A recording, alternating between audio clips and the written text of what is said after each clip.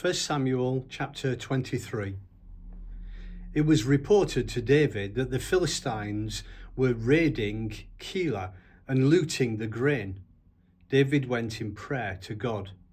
Should I go after these Philistines and teach them a lesson?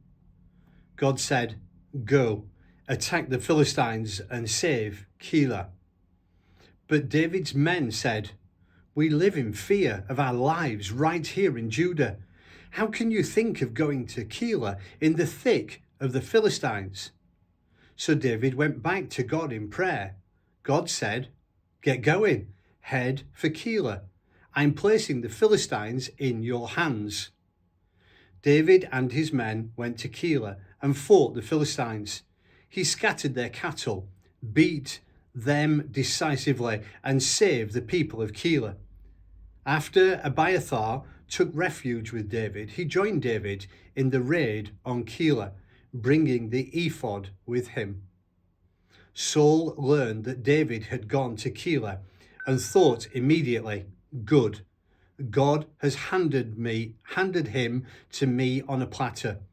He is in a walled city with locked gates, trapped. Saul mustered his troops for battle and set out for Keilah to lay siege to David and his men. But David got wind of Saul's strategy to destroy him and said to Abiathar the priest, Get the ephod.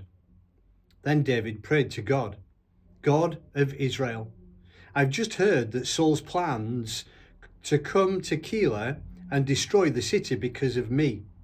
Will the city fathers of Keilah turn me over to him? Will Saul come down and do what I've heard? O God, God of Israel, tell me. God replied, He's coming down. And will the head of men of Keilah turn me and my men over to Saul? And God said, They'll turn you over. So David and his men got out of there. There was about 600 of them. They left Keilah and kept moving, going here, there, wherever, always on the move. When Saul was told that David had escaped from Keilah, he called off the raid. David continued to live in desert hideouts and backcountry wilderness hills of Ziph. Saul was out looking for him day after day, but God never turned David over to him. David kept out of the way in the wilderness of Ziph, secluded at Horesh, since it was plain that Saul was determined to hunt him down. Jonathan, Saul's son, visited David at Horesh and encouraged him in God. He said, Don't despair, my father Saul can't lay a hand on you. You will be Israel's king. I'll be right at your side to help, and my father knows it. Then the two of them made a covenant before God, David staying at Horesh and Jonathan went home.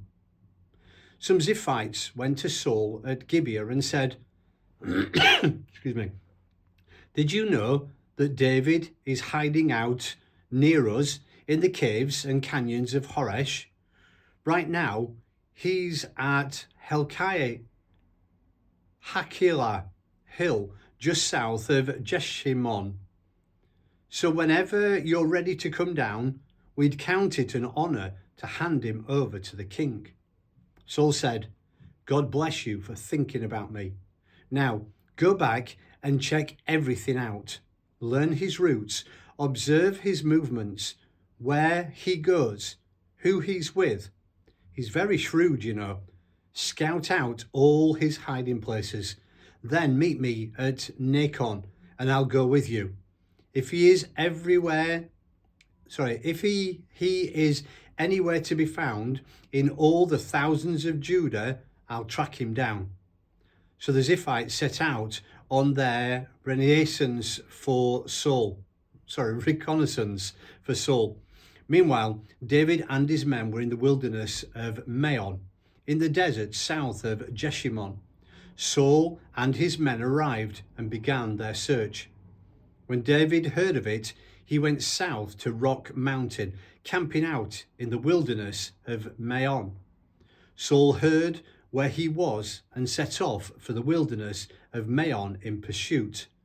Saul was on one side of the mountain, David and his men on the other. David was in full retreat, running, with Saul and his men closing in, about to get him. Just then, a messenger came to Saul and said, "Hurry, come back. The Philistines have just attacked the country." So Saul called off his pursuit of David and went back to deal with the Philistines. That's how that place got the name Narrow Escape. David left there and camped out in the caves and canyons of En Gedi.